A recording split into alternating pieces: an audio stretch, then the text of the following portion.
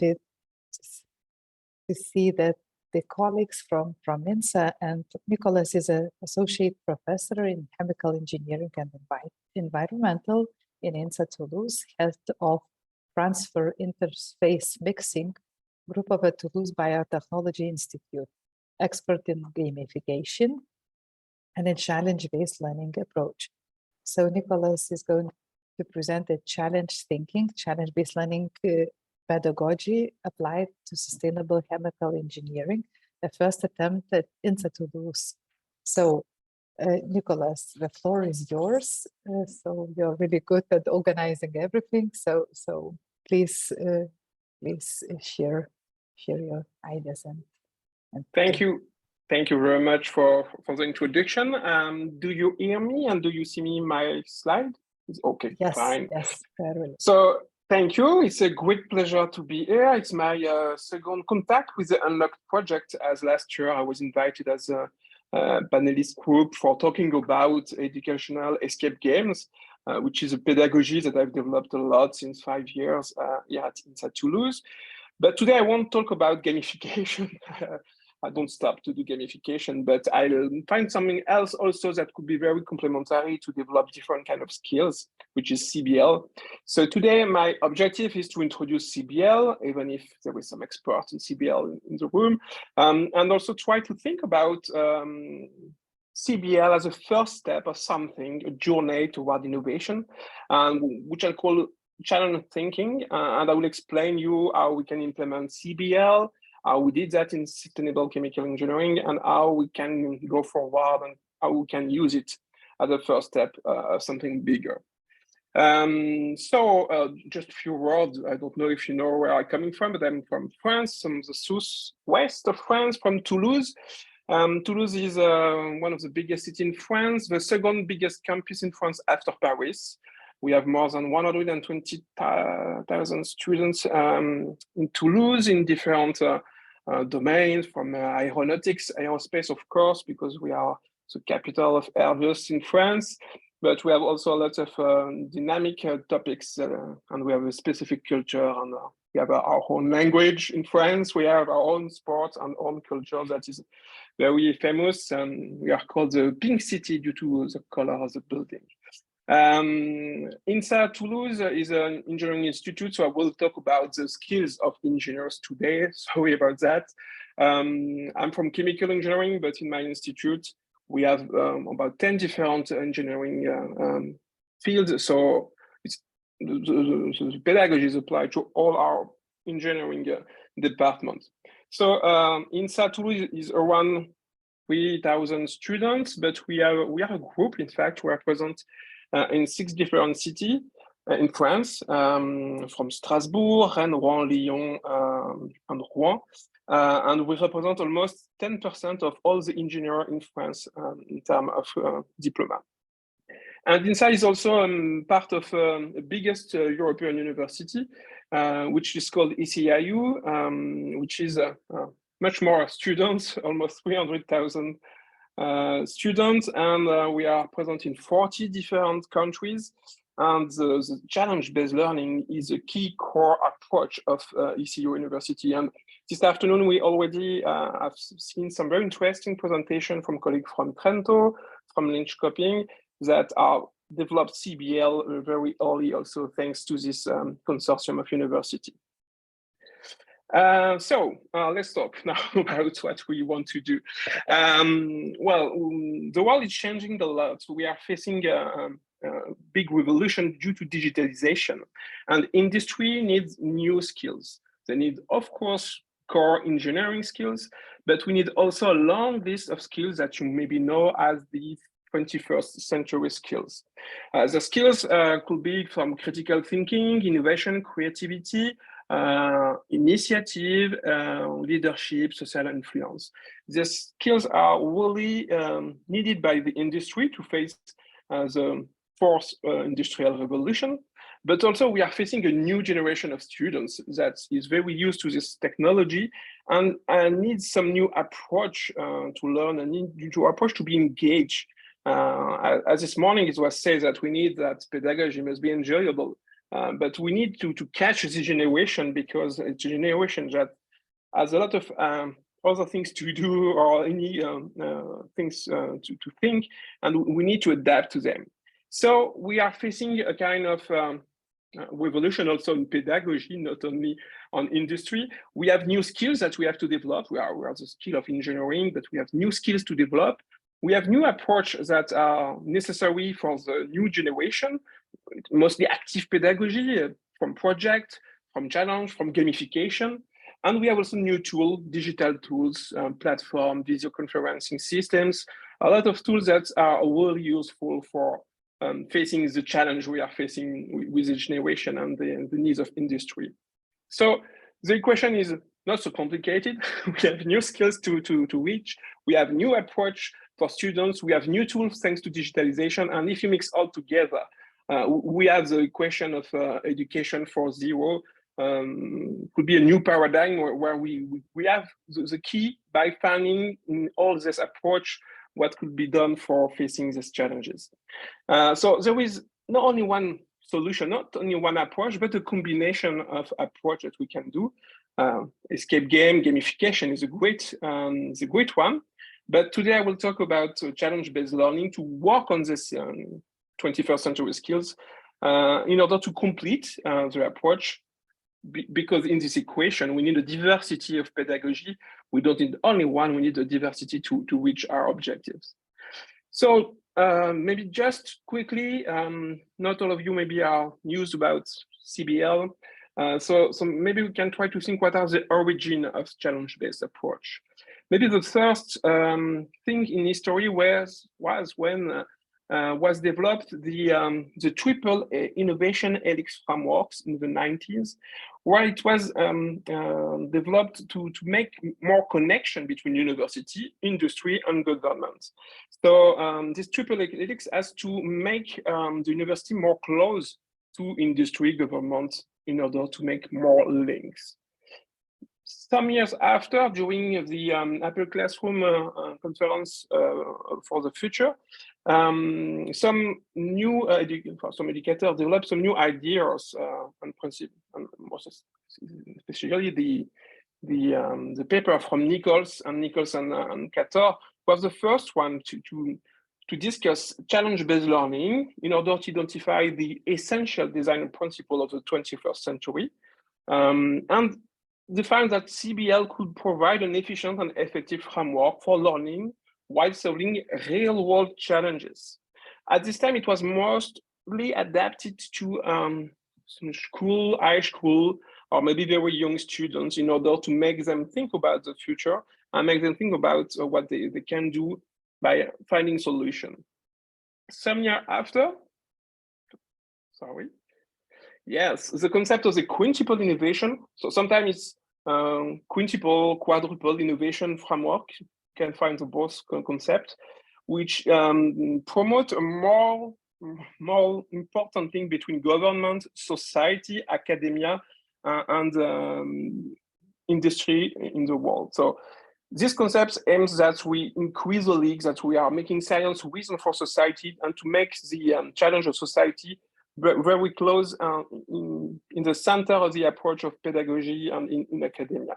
So thanks to this different approach of quintuple, triple innovation frameworks, and to the CBL developed by Apple in 2008, the ECIU University tried to develop this kind of principle in pedagogy in order to make a new approach and to develop different kind of challenge-based learning.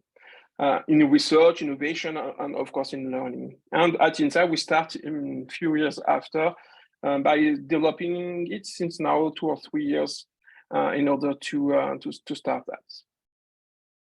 So just to be clear, we can define what is challenge-based approach before. It's an approach where you are doing learning, innovation, or research, or all together with partners in society, using the grand challenges the society is facing in reality, with an objective of arriving to a solution. So we need, and we must have a solution at the end of a challenge. We can do that for several things. We can do that in learning. you are transferring the existing knowledge between groups, between academia, industry, and students. It starts from a big idea. It's a collective learning, multidisciplinary, and you have some learning objectives that are clear. But you can also do that for research in order to acquire new knowledge, in order to have a multiple question, multiple pass, sub-pass, and in a challenge, you don't know the answer before, you don't know where you are going, you decide where you are going. And you can also do that for innovation in order to give value to the different to the different knowledge that you have, and to give it economical value. And in this case, you are applying engineering design approach. Usually it's more for high level of readiness, for application and solution focus. And you are trying to think about valorization and of course to the external partner. So all this approach have in common the fact that it's always a relevant and urgent problem. It's easy to explain. It has a multifaceted, multidisciplinary approach. It has a clear pre-analysis. It has several sub-paths in solution, and the solution must be realistic. And all this in common is really important to the definition of challenge-based approach. So what is this challenge? The challenge is approach as a ground problem as we are facing themselves in reality. We are looking for challenges that are suitable for scientific involvement. We need science inside a challenge, and it has several characteristics. The first one is that we need to have an appropriate level of ambition. A challenge transcends a single research question, but it's not something that is an abstract dream. Secondly, it has to be present in society. It must come from society. And it must be easily explained and understood. Some stakeholders from society have a common understanding of the problem and are really facing the problem in the society. And finally, as I said, we need scientific knowledge as a key to resolve the challenge. The new knowledge that is produced is transferred to the different social partners. And we must have the three, and that's why is defining the challenge, which is relevant, urgent, easy to explain, etc. So I just wanted to define it clearly, what kind of possibility we can have for challenge. For challenge, we have listed 7 pillars that are really important to have in the challenge. We need to start from a big idea. So the challenge is a problem that we want to solve, but it must come from external society. So we need to start from a big idea. We want to have a student-centered approach. So students have as much freedom as they want, and they decide as much as possible. It's a really important parameter in the challenge because the student can do what he wants in the challenge in order to solve it. A student from, for example, management can work in chemistry if you want. A student that has a background in robotics can, in his project, in his challenge, do some economics analysis. He's free as much as he wants in order to have a solution and to propose a solution. We have 3 phases in the challenge-based learning. I will explain them right after, but they are mandatory to respect 3 phases, which is engage, investigate, and act phase. It's a work in teams. It's important that learners learn to work in a team. So usually it's between 5 and 8, that could be necessary. It could be lifelong learners or students. It's a multidisciplinary approach because we need multidisciplinary approach to face the complexity of the challenge that is observed in the society. We add an international collaboration because we are a member of an international consortium, but a challenge could be local with only students from the same country, but we want to add an international level in order to make the student work on different skills about communication in English, about multiculturalism. To learn to work with different cultures is also very important. And at least we must have an external partner. Teacher cannot give topic cannot give the big idea. We really need to have an external partner to give the big idea that is facing and the problem is facing in real life. So this is the 7 pillars that we are facing in CBL, and that's really important to run the different challenges. So just a few words about the role, the actors that are present in challenge. Of course, there is student, because it's pedagogy. In challenge, the student takes the ownership of the challenge as much as possible. They define inside the big idea their own challenge, the problem they want to work on. They decide what they want to work on. If they want to work on business, they work on business. If they want to work on mechanics, they work on mechanics. So it's really important that they work on something that they really want, even if it's not their traditional background. They take responsibility for team composition, for giving their role inside of the team. They could acquire the knowledge they need and the skills that are needed to solve the challenge. They engage in a resolution of concrete issue. They work in a team, European team, if possible. They interact directly with the diverse stakeholders, companies, city, municipality, public or private companies, non-governmental organization, etc. So they directly make the connection. And of course, they are open to interdisciplinarity, and of course, they acquire some skills that are required for that. The role of educator is quite different because we are not owning the knowledge of the solution. We don't know the solution of the challenge. But instead, we try to promote the team culture. We try to be challenging with them. We help them to manage a task, and because it's real task, real partners, and sometimes something that they are not used to do. We learn them how to process this different step, and we guide them for finding resources in order to get some new skills. And also, as we already said in the previous session about CBL, we don't use anymore the word teacher, but most teacher, because we are teaching a team, we are guiding a team, and the concept is quite different. The role of the challenge provider is also very important. It's really important to choose a good challenge provider, because we need him to bring his big idea, his big problem he's facing, because he will be present regularly to training, as a training partner with a student, as an expert in the field. He can bring data, he can bring information, he can provide some feedback to students for each step. He can be a motivator, a sponsor, and also at the end, a member of the evaluation jury. So external partner could be civil society, policymakers, regulator, innovator, industry, trade association, NGO organization, public employment, etc., etc. Someone from the society, which is included almost everybody except the academia, of course. And with all this role and actors, it's how we want that the student make a real impact with an international team to solve real life challenges. We have different kinds of formats. It could be very short, few days, like a hackathon, like a creathon, to have a very short format of few days. But mostly in this format, we be very focused on investigation and less on solution and less on engagement. We have the mini format for several weeks.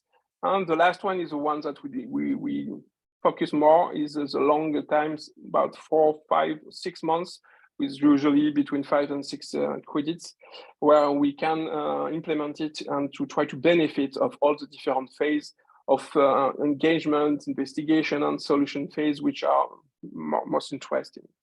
But there is different format, and here we mostly focus, in my case, on the standard, which is the 3-6 months time.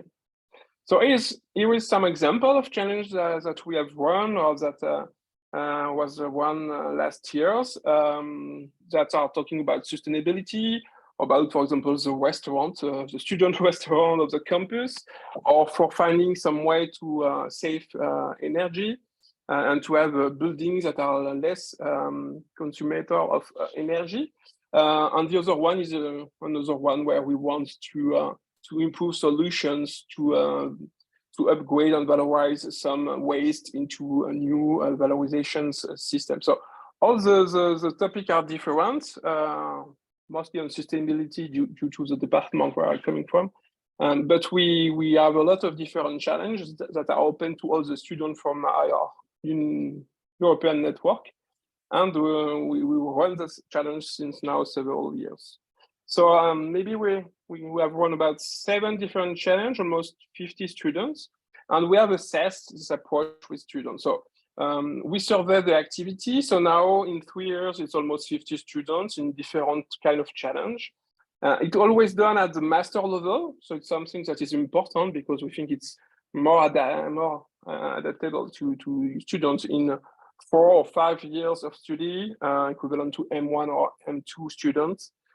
So we self-assess them. We have a good response rate to the survey. And last thing, it was an intra-curricular activity. So it was not an extra, it was inside the curriculum. And the credits was about 5 European credits. And the time of the challenge were almost the same, about 4 months. It started in October and end in January. And the team member was always between 5 and 8 members per challenge.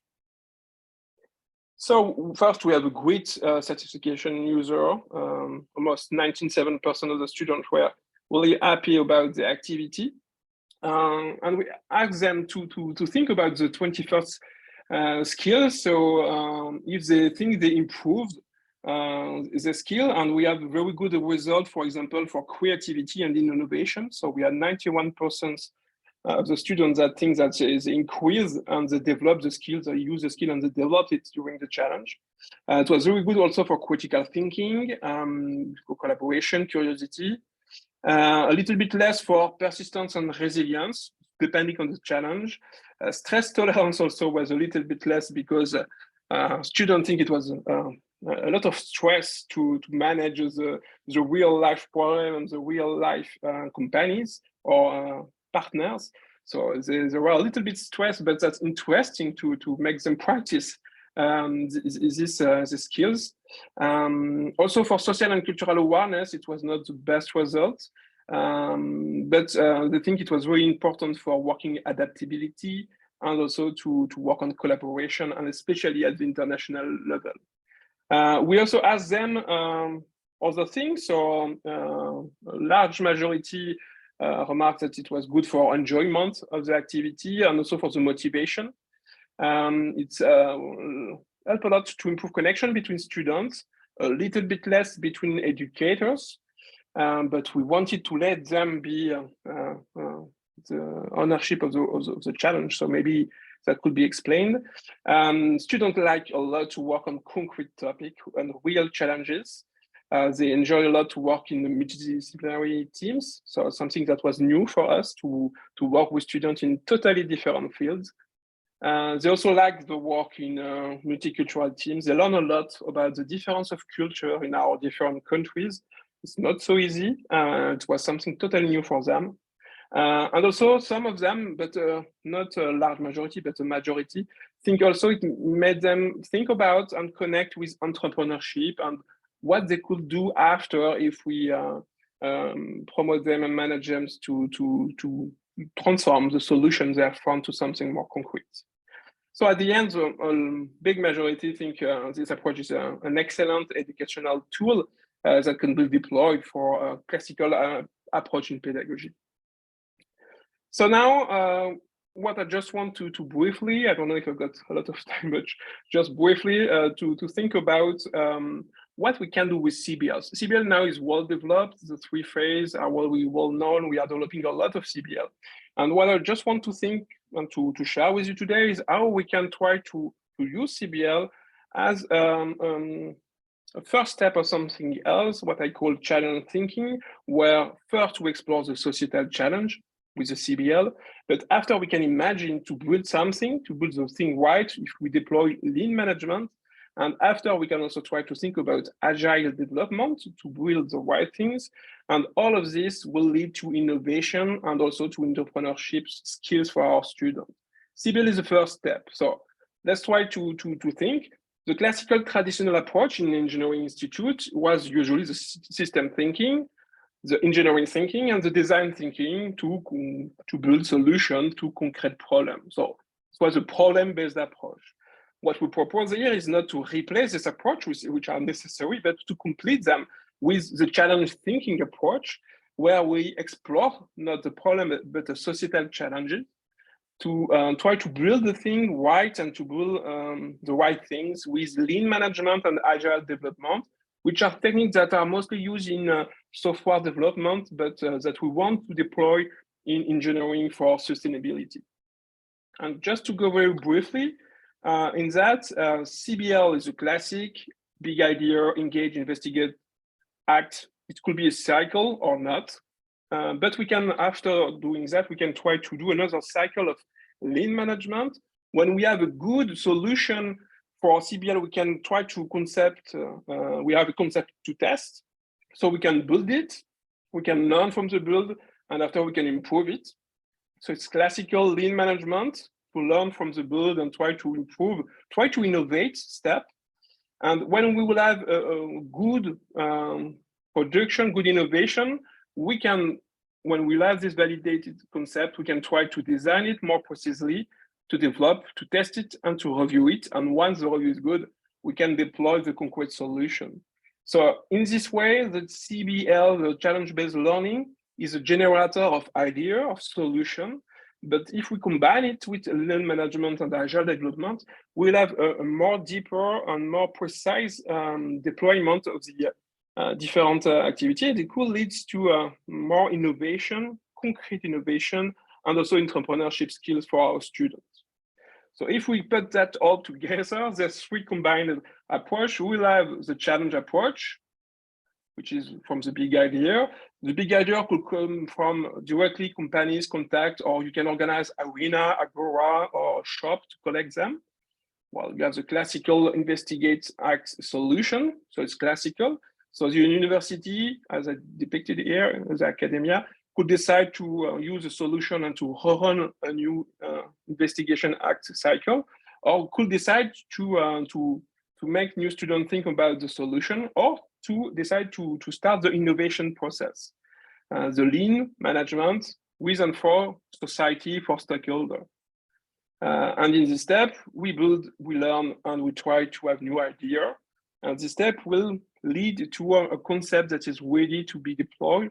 And after this step, the university can decide to stop it or to promote it, to support it by small funding, prototyping, or external expertise in order after to protect the intellectual property and to make the implementation phase, which is an agile development with and for society, plus the entrepreneurship skills. And in this way, we will lead to the complete and total solution that could be deployed. And here, which is quite interesting, is that we can find, the challenge thinking approach we're proposing with the three steps of engage phase, which is a challenge, the investigation phase, the innovation phase, and the act phase is, as we see, the implementation through the society. So with all this approach, we use CBL, we find solution, and we will deploy them and to have concrete and open solution. So, Samson, for me to conclude, as we see today, CBL is a powerful tool to develop the 21st century skills. So we have now some data that proves that, and we are very happy to have an activity of pedagogy that helps us to practice the skills which are quite difficult to run in active or passive pedagogy. So we are very happy to observe that. And CBL is not the end of a pedagogy or of a process of innovation.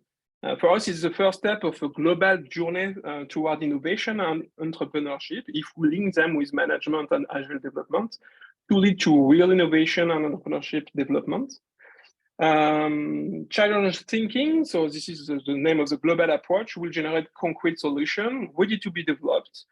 But academia need to organize to do that. We need, of course, to learn this pedagogy of challenge-based approach, but also we need to support the ideation and a lot of information we will generate for the challenge.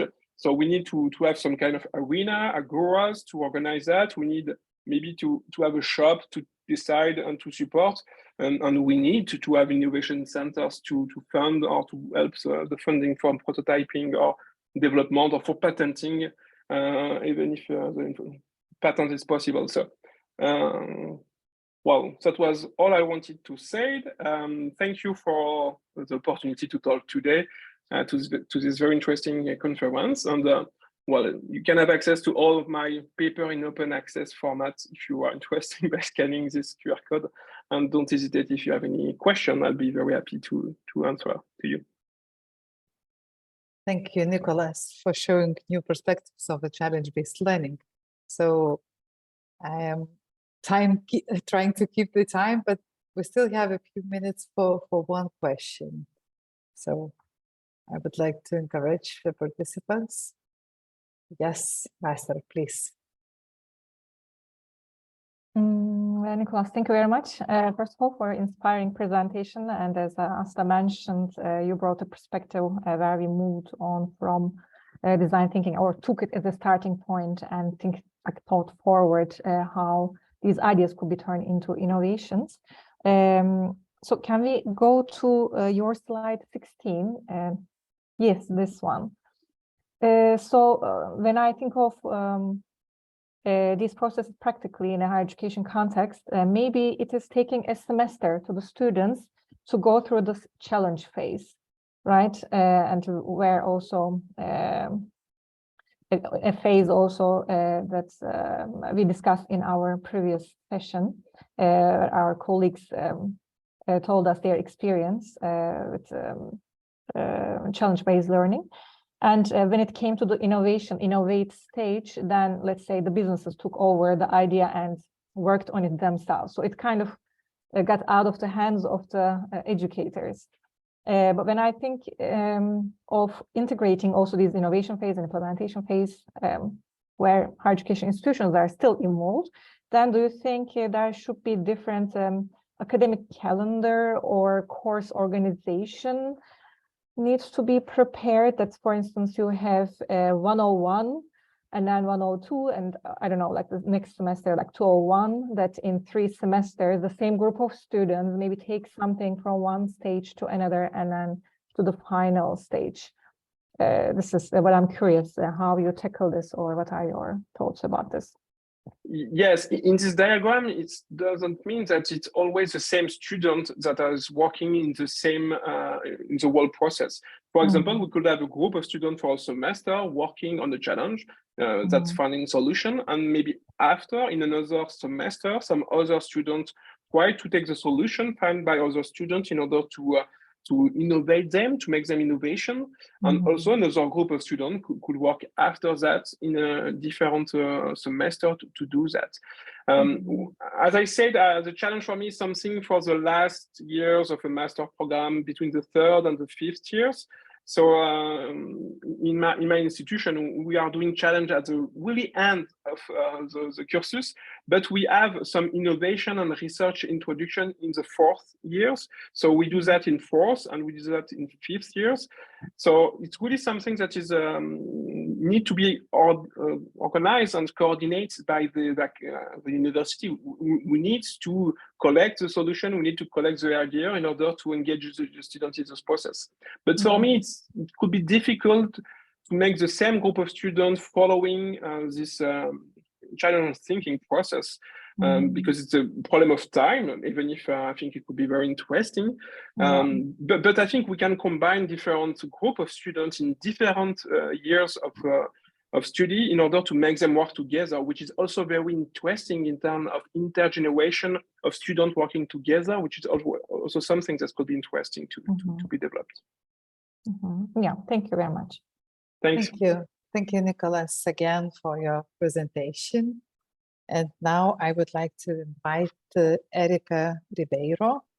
Erica will share a presentation about the formative proposal for pre-service primary school teachers and intersection between STEAM education and the creative thinking through the challenge-based learning. Erica is a PhD student, research fellow in education at the University of Aveiro, dedicated to researching on the following topics: science didactic, development of creativity, creative thinking, teacher education, and active learning methodologies. So, Erica, the floor is yours. You can share the slides. Okay, thank you. Good afternoon for all of you. So, as Asta presented, that make my first presentation. I am Erica Ribeiro. I'm developing my PhD project at the University of Aveiro. My advisors are Dr. Ana Rodrigues from the University of Aveiro and Jan Katz Bonencontro from Drexel University. And I'm presenting here this abstract entitled STEM Education and Creative Thinking, a formative proposal for initial teacher training. It's based on my doctoral thesis project. And I'm sharing this, I want to share with you some of my frameworks and my highlights for this, for the previous results we have until now. Just make sure, are you seeing the presentation in full screen? Okay. Yeah. Okay, thank you. So let me just, okay. Basically, this research came from a theoretical background that mix the education for the creativity based focusing on the creative problem solving, and we believe that this competence, this skill, the creativity and creative thinking, are one of the main skills from the 21st century for the learning skills. And we want to develop this kind of skills, also communication and collaboration work, collaborative work in our pre-service teachers, so they can in the future develop this with their students and their children in school.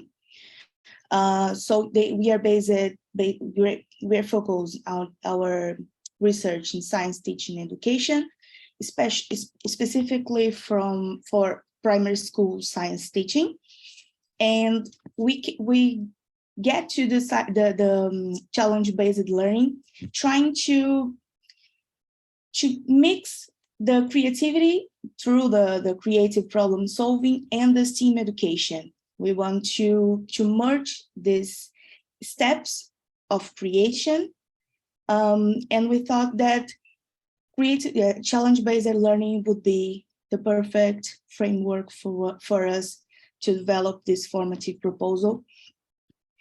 And here I highlight some of our literature contribution, basic in our study to educating citizens to make responsible decisions, not only for the current society, but also for the future generation, knowing or promoting an integrated perspective for the knowledge, and not only for science, technology, engineering, arts, and maths that STEAM education propose, but also a perspective from society for technology and science. Our study is based on the inquiry-based science education approach, like an IBL approach for education. And we want to prepare these future generations to solve societal problems by applying this transdisciplinary knowledge with creative and critical thinking and collaborative skills. We have here some of our Portuguese curriculum guidance documents for the primary school, and not only, but for all the stages of education and other international documents we use to found our study. And then we get to the research questions and our goals for this research. Our main question is how creative thinking can be promoted for science primary school teaching through the STEAM route. And then we develop this question in other three specific questions that are basically how to develop this proposal for the primary teachers training. And then we want to know what are the effects of this formative proposal on the development of the creative thinking and the teaching skills and their relation between these two points of analysis we want to do in the teacher education. Here I have a framework of our study, and let me just move here so I can see. Okay, I put here just again our three questions and the stages of our study. We have 5 stages. Now we are on the 3rd stage of the project's implementation, and beginning the 4th stage. This is how our 5 stages are designed to answer our questions and our goals for this study.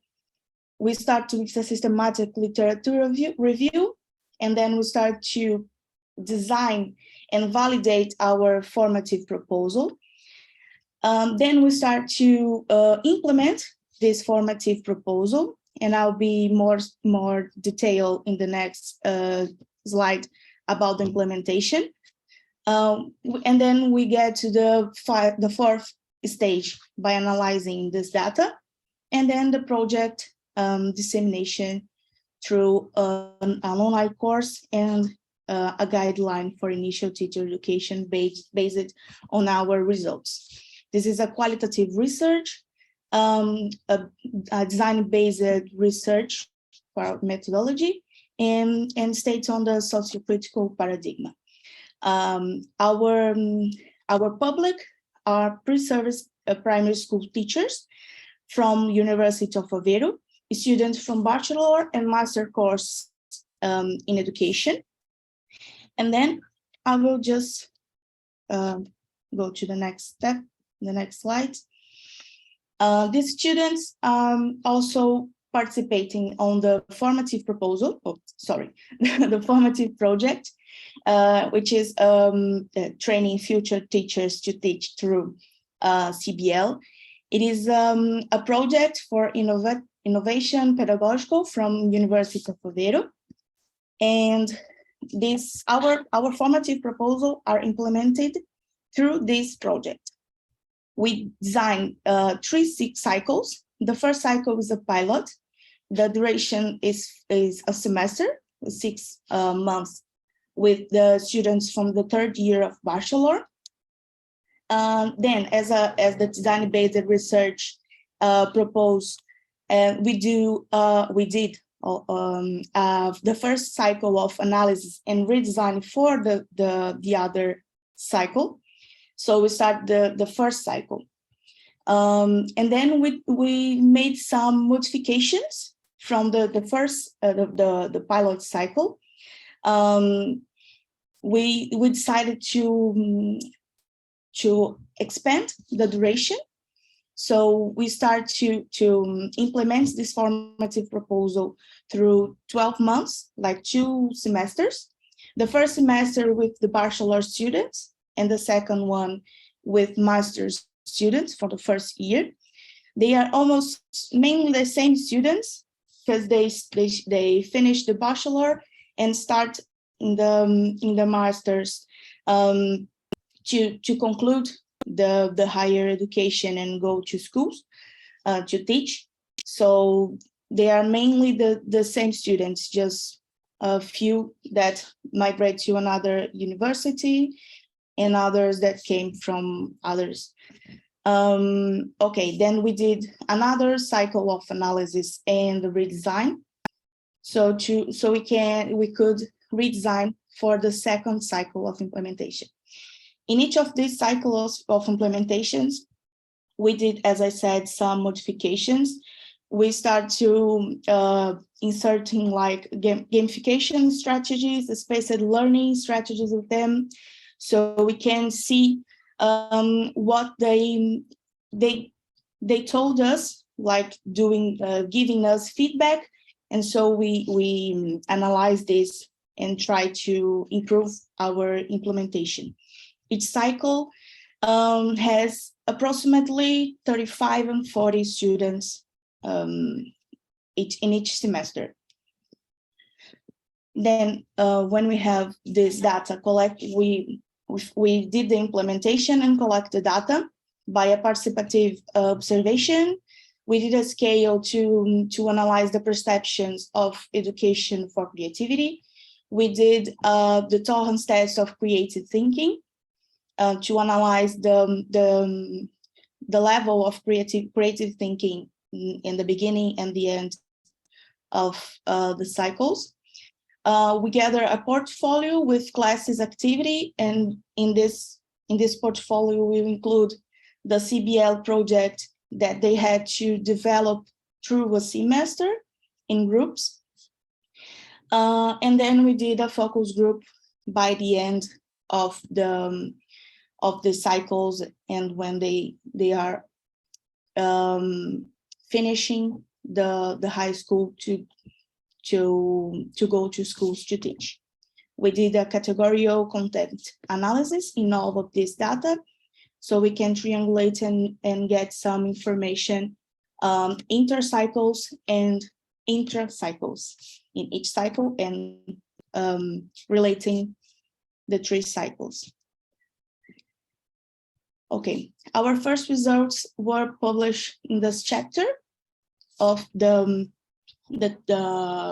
Emerald Handbook of Challenge-Based Learning, and one of them was get by the questionnaire, a questionnaire with them in the pilot cycle, that we asked them to position themselves from I'm a pro to I don't know anything about it, and we set some learning goals so they can position themselves in these 4 scales. The learning goals are basically about fundamental skills for teachers, develop self-regulation and autonomy capacities of learning, develop critical and creative thinking through a project CBL, to recognize the importance of these different actors to a CBL project, to understand the meaning of the expected learning in each course for the education for teachers, and how to mobilize different skills through the development of a CBL project, and to be actively involved in your learning and also in the colleagues' learning. And we can see that initial, we had a few green reference here, and then we start to get a graphic with more green and more yellow that are the 2 highest points that in the scale we propose for them. And then we get some reports that we do that they did by the end of these cycles, and I brought here some highlights that we could identify from these reports. And basically about the CBL methodology, they emphasize the active learning methodology, the importance of experiencing these active learning methodologies in teacher education. They also highlight the integration of different areas, because they have different courses doing the same CBL project. And they also highlight the integration of SDG, the Sustainability Development Goals, and they evidence the role of education, raising the awareness and also to find the solution for these goals for sustainable development. Also, the teacher education, it was a point they brought for us. The analysis of guiding curricular documents, the approximation of practical and theoretical teaching components. There was points that they felt was a great point to develop in the project. And then the teaching skills, that they could construct and plan didactic resources, collaborative and autonomous work, involvement of different learning contexts, and development of different transversal skills that are skills important for a teacher in this in nowadays. So I think I am done. Thank you so much. I'm available for questions. Thank you, Erica, for your presentation. So, do we have any questions for Erica? So probably I have. So, Erica, could you please share some of the ideas? What do we need in the future in order to promote the challenge-based learning at schools? Sorry, it's what I think. What do we need in case to promote the challenge-based learning at schools? Because now we have a tendency that, yes, university has moved to that direction. So Apple has promoted at schools in 2008, but still we feel that this is not an emergent practice. So what is the future of the challenge-based learning and how to promote the challenge-based learning at schools level? Yeah, I think now it's still challenging, but we are working on it. I think that the teacher training is a crucial point, that teachers can be aware of the challenge-based learning and feel secure to apply this on their strategies with their children, but also have some support from government for curricular guidance, so they can develop more activities and more projects using CBL in the schools. Thank you.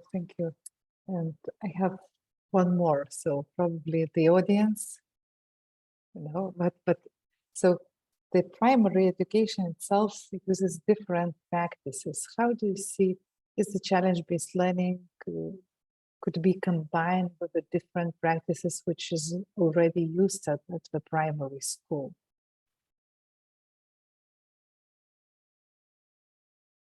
Erica, could you please switch on your microphone? Sorry. Okay. Okay. Let me see if I understand right. How can the CBL? Yes. How different practices could be integrated with the challenge-based learning, especially at the primary school? You are focusing on the primary school, teachers and.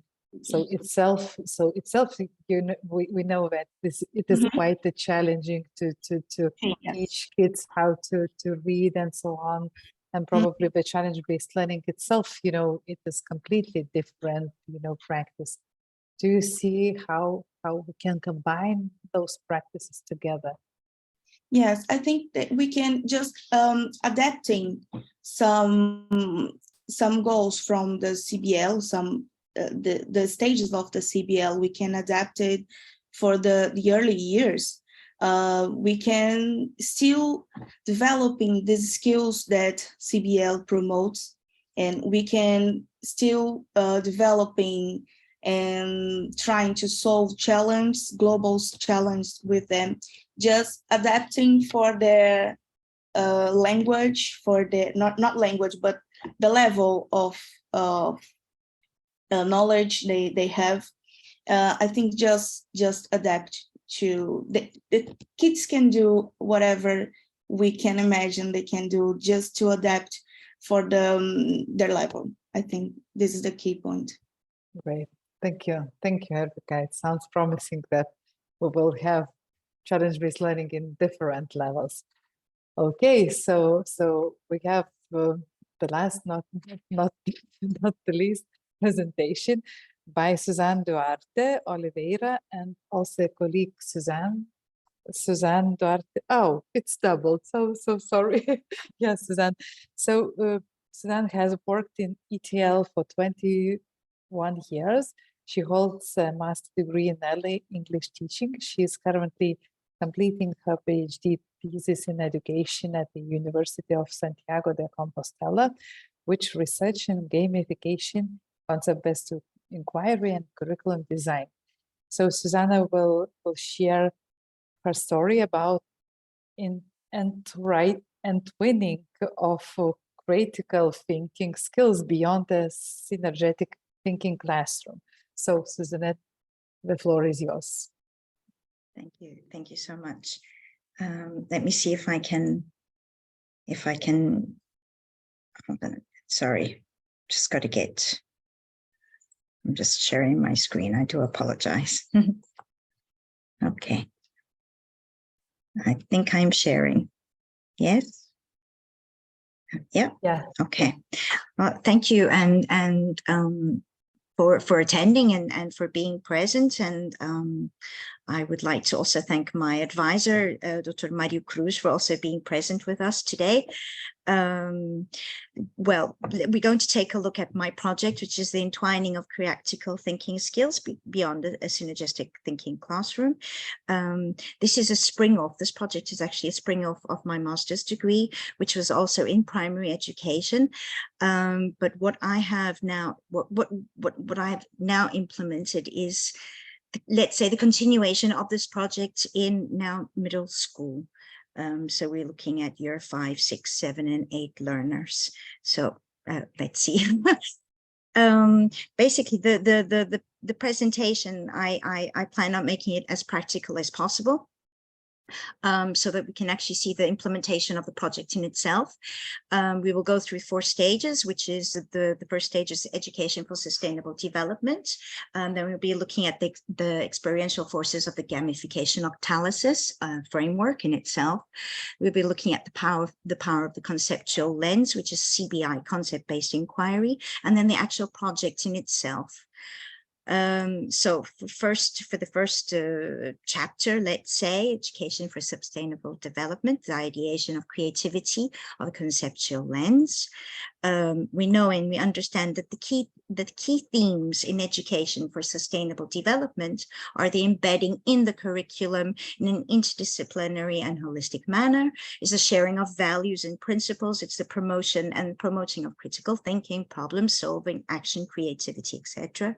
It's the allowing of learners to participate in decision making, so it's empowering them and giving them their autonomy. It's addressing local as well as global issues, and of course with the main goal of looking into the future and how we can improve. These we can understand as being the key themes of education for sustainable development. Therefore, we are impelled to meet challenges and priorities in education. How so? By promoting original thinking and reasoning, by enhancing their creativity, and of course developing their innovative and entrepreneurial capabilities. How can we, where is our springboard? Where are we going to start? Of course, we're going to be looking at gamification approach, which is, sorry, I do apologize. I clicked on the wrong button.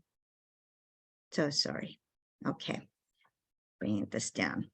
Okay, through the gamification approach, we'll be looking at experiential communicative approach. It's knowing and understanding that it's holistic and multidimensional. It immerses and engages pupils in their competencies and dexterities, and it improves, of course, their self-awareness and their self-esteem, ultimately their potential. This through the gamification approach.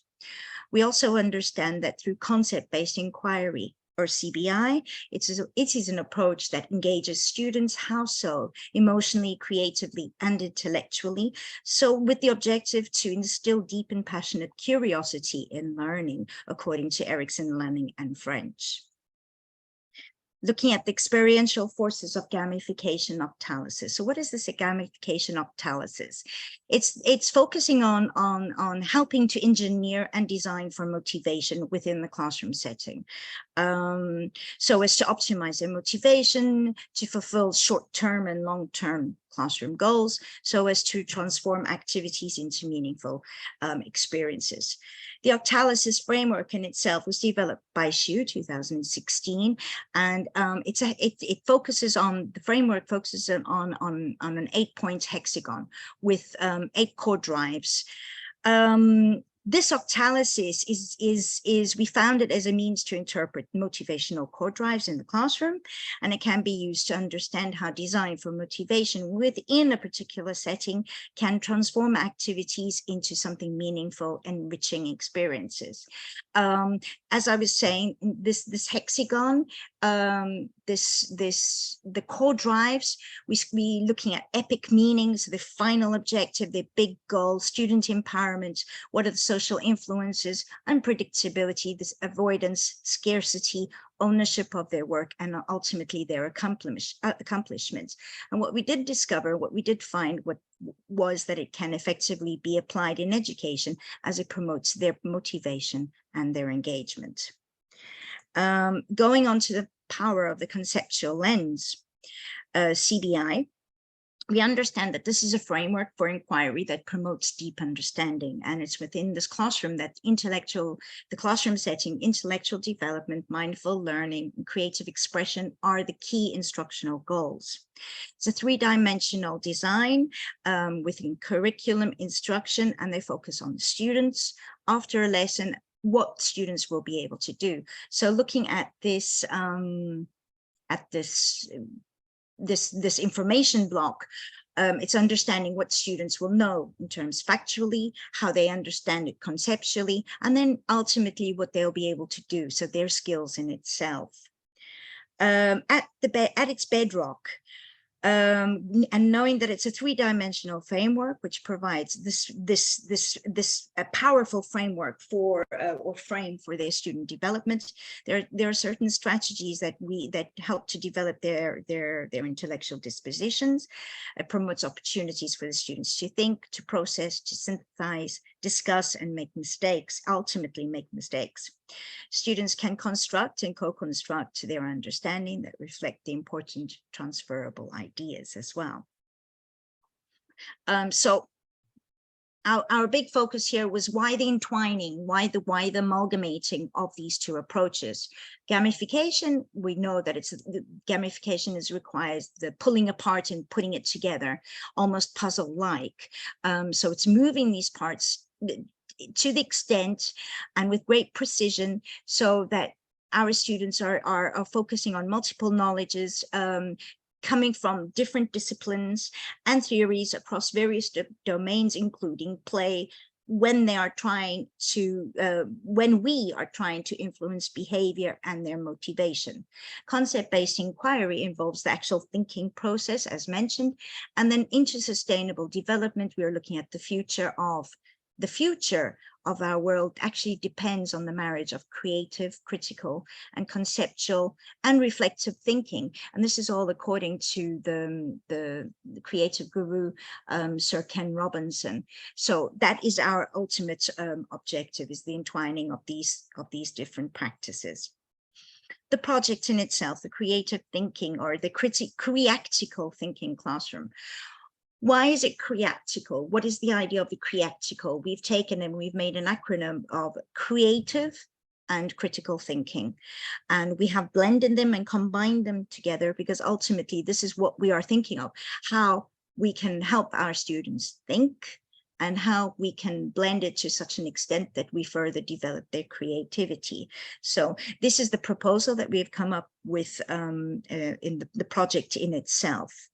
Our research questions were amongst what representations and understandings do private and public bilingual middle school students and teachers have of the gamification approach, inquiry-based learning, and education for sustainable development? How do private and public middle school and upper primary teachers work on the core tenets of education for sustainability throughout the curriculum?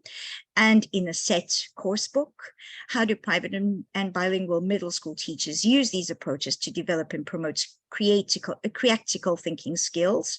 Which literary and hypermedia discourses facilitate the understanding of these core tenets and promote the ideation?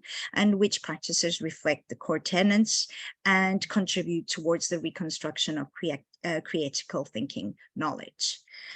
Our focus group was based at a school that is in Oporto, middle school students.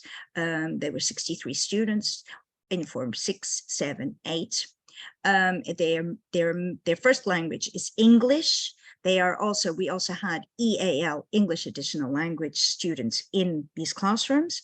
Our experimental groups were also middle school students. They were 12 students, Form 6, 7, and 8. However, they are part of the immersion program. So you're looking at children who are not first language English speakers, but they are almost, they let's say a beginner or even an A1 level English learner. So when we're looking at our focus group, we do understand that for each unit, how does this work? The focus group was part of the LTR Learning Through Research program, where in each unit, they focus on cooperative learning according to Kagan. It's understanding by design and concept-based inquiry. There are teams of 4. They're mixed from 3 different year groups. So for example, we have students in Form 6 working with Form 7 and Form 8. So it's cross-curricular and transversal, up, down, side as well. They're working on 12-hour periods in a 2-week cycle. And each unit can take up to approximately 6-7 weeks.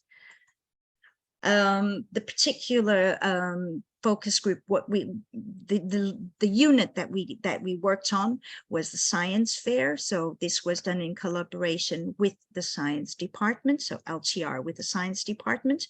The Form 6s worked on sound and light and sound, taken from the science curricula. The Form 7s worked on the periodic table, also from the science curricula, and the Form 8s worked on their rock cycle from the same curriculum. These are just some examples of the initial bonding stages where the students had to create their own poster. So this is where the cooperative learning starts to come in. They make and create their own poster and with their own title, etc. Then we're looking at the guiding questions. So our CBI guiding questions, which were given for our students to research on and learn about and understand a little bit better. And initially, the guiding questions are done individually. Then there is a sharing of what they have discovered, what they have found out. And then together they come up with a team answer. What we see over here in blue, we understand that sound and light improve communication. These are generalizations that the students came up with at the end of the research process. Our end products during our focus group was they had to co-create their own board game. So this board game could later be used as a consolidation of what they've learned during their science and for their science lessons. They had complete leeway. They had access to all materials that they would have needed, where they had to create the actual game, create a set of rules, and ultimately then play the game so that then we could come back with their assessment. Results analysis. We applied questionnaires related to the socio-biographical profile of the students and their relationships towards CBI. We tried to focus on their motivations and drives. We looked at their critical and creative development skills and tried to understand the conceptual understanding and reflective learning. Here are some, we use the Mentimeter to try and collect as much data as possible. Here are just some responses that they came up with what, for example, in interpretation, what they've learned and how do they interpret it. So they've learned through research, they've learned through asking, through reading, through discovering. They've given opportunities to voice their opinions. Imagine I have this discovery. If I have a challenge, how do I approach it? So through a Mentimeter, I was able to collect this data. Also, then self-assessment questionnaires were applied. What they most liked about this unit, they most liked making the poster. The writing generalizations was not at a very high level. So in terms of their thinking process, maybe at the time we understand, we hypothesize that at the time their thinking was let's say they had more difficulties when it came to writing their generalizations. What they did prefer was, for example, making a board game, making and then actually playing the board game. And what they least liked about the unit, unfortunately, we came up with some results such as they had more difficulties in doing their research. We have made some hypothesis in relation to, and we've questioned as to why, but at this moment we are still working on this information. Our experimental group is the immersion program. This program, they were divided into 3 different groups. 5 students are from Form 6. They are pre-A1 starters. Group 2 with different levels as well, and group 3 with which is 1 student at a higher English level, but in a Form 8 Form 8 class as well. What was our project? Our research question was, the project was sustainability and climate change, for us to try and understand which practices reflect the core tenets of both approaches and how they can contribute towards the reconstruction of critical thinking knowledge. We applied Kagan's cooperative learning so as to organize and structure them into smaller groups so as to help them enhance their student learning through interdependence, collaboration with others, and develop their competencies. Individual students understand their responsibilities and they are held accountable for the completion of their tasks, and consideration to their voices and opinions of others and towards others was given. The unit design in itself, we took gamification, we took CBI, we focused on translanguaging and differentiation. Also the fact that there was English language learning needs. We amalgamated it with the science curricula, all towards education, the ESD.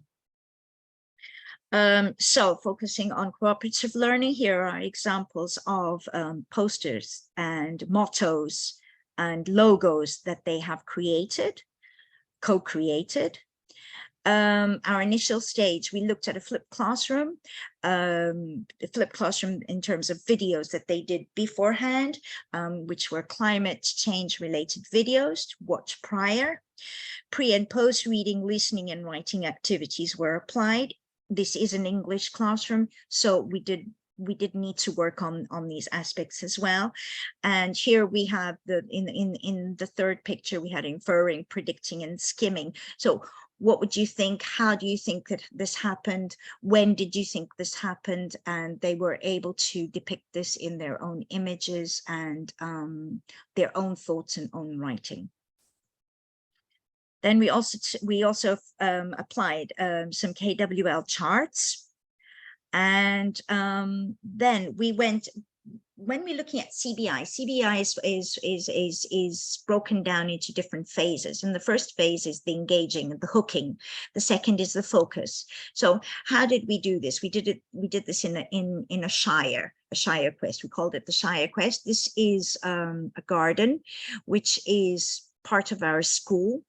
And here we applied a Shire trivia, It was for the first CBI, the engagement part of the first phase, so as to engage and spark student interests, to connect their knowledge of other experiences and prior knowledge of plant and food sustainability. So of course, with the ultimate objective of provoking their thinking and curiosity. The objectives were to develop their cooperative learning skills, develop their reading skills about the different tree types in the Shire. There were multiple choice questions. It was picture vocabulary association, and there was an introduction to the gamified leaderboard as well. Here are just some examples. Under the tree, for example, in the middle, we have a cabbage, and the multiple choice was trying to identify which would be the cabbage. Under the cabbage, and as you can see, and under these trees, there was a box, and inside the box, we placed different tasks, different activities for the students to go on their quest and answer different questions. The quest in itself, they were given a treasure map riddle. They were given a map and compass, so that we can focus also on the geographical skills orienteering as well. So we're not just looking at a science curricular, we're not just looking at a CBI, but here we're also introducing other disciplines, in this case orienteering, which is geography as well. Here are just some examples of student engagement and cooperative learning, different stations, different areas, team working together.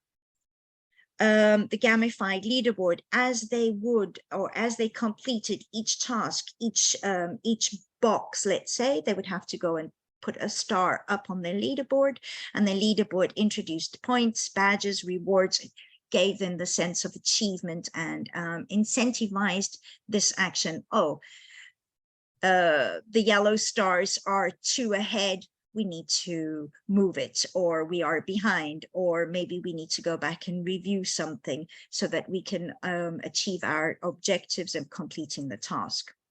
Here are some examples of the the guiding questions. So they're essential questions, factual, conceptual, and debatable questions, which are parts of phase 3, investigate, of CBI.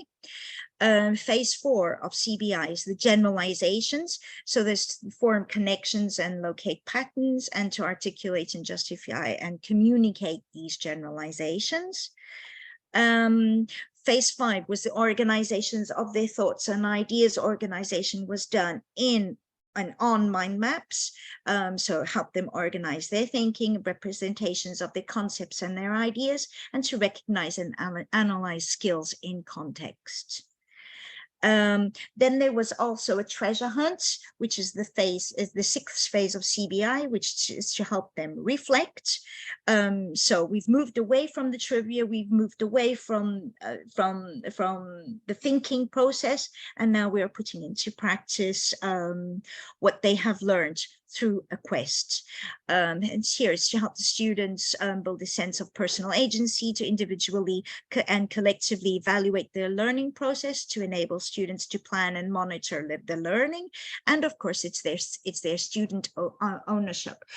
Going back to the gamification octalysis, EPIC meaning and calling is their, when we are planning for our lessons,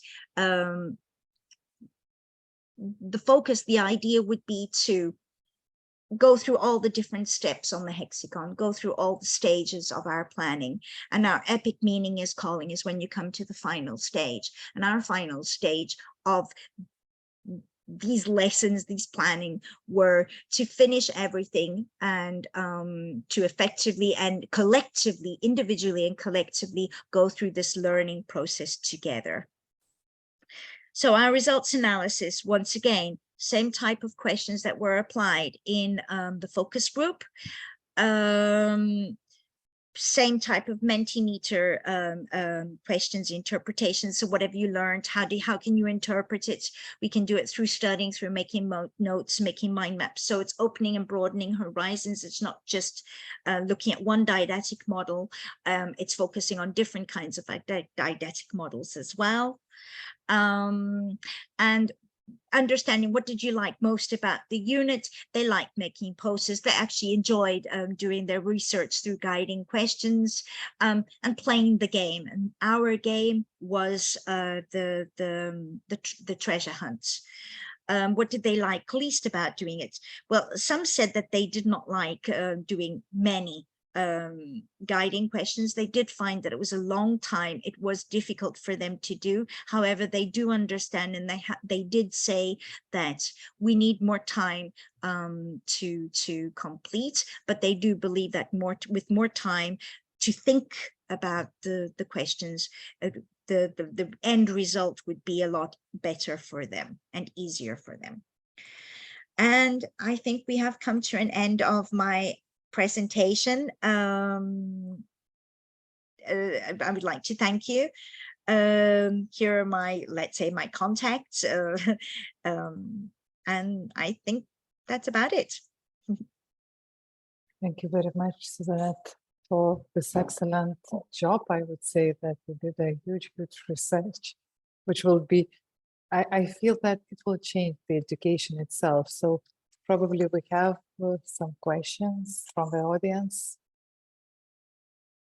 Please go ahead. Yes, Nasser, please.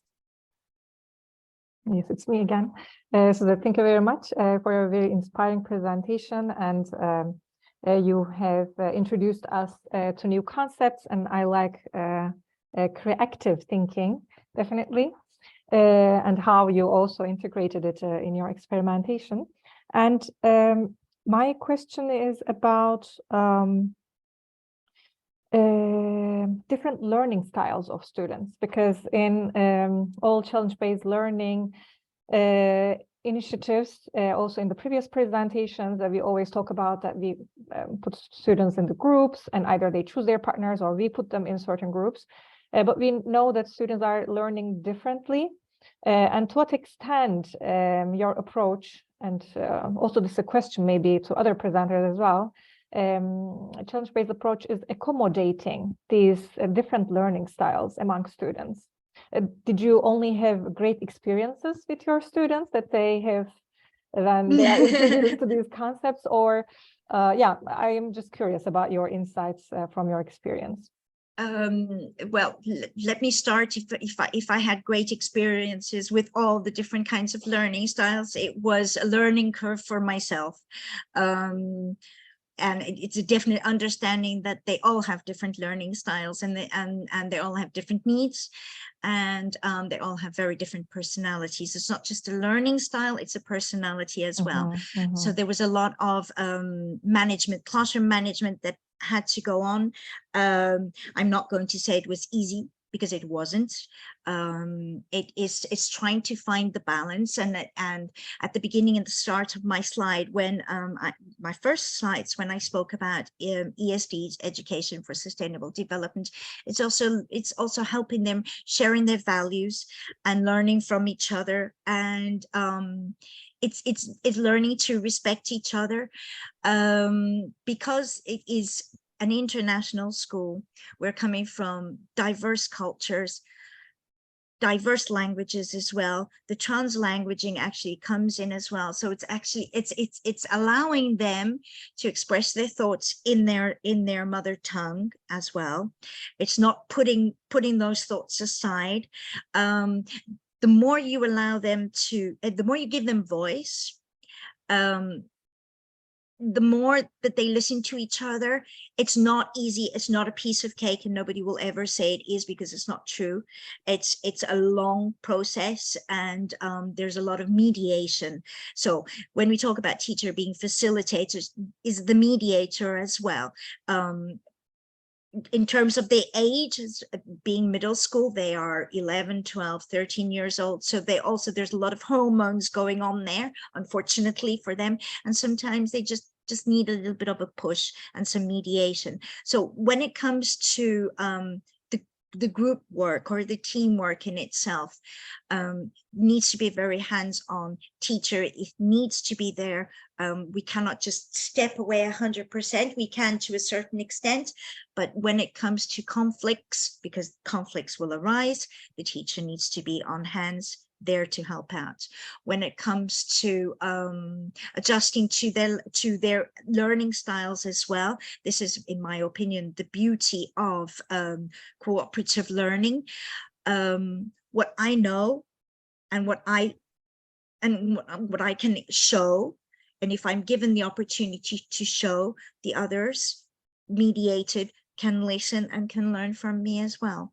And I think this is the balance that we need to try and find. And yes, we need to try and find and work on all of these skills as well. So we're not just focusing on the academics. It's lifelong learning skills. It's developing. We're teaching and training teenagers as well, who are going through a lot of issues, but making them understand that, hold on a minute, let me listen to what you have to say, because I know that maybe I can learn from you as well. So it's giving them all an opportunity to contribute towards their work and being a mediator. Yes, it sounds really challenging, especially I think it is a lot more important. There's a lot more responsibility on the shoulders of the teachers, because if you're a young student, you may not even know what your learning style is, and there could be some frustration there. But among adult students, in one of our case studies, we captured a good practice in France. Actually, I mean, if you go to our resources, you could also find it. The instructor, she applied a personality test. So she said that this is how she forms the groups in her class. That is correct. I did not present this here in this actual presentation, but we did apply the Bartle test, the gamification Bartle test as well, to see how they would. We also did the lemon experiment with the children to help us with the grouping in itself. But at the end of it all, it does come down to maturity and actually understanding and having a greater awareness of others and their culture. So I think that I applied Bartle tests, I applied lemon experiments as well, so that to help me channel, make my choices a little bit easier. But at the end of the day, it is acceptance of others and the global acceptance of different cultures and different languages and different people. Yes. Thank you.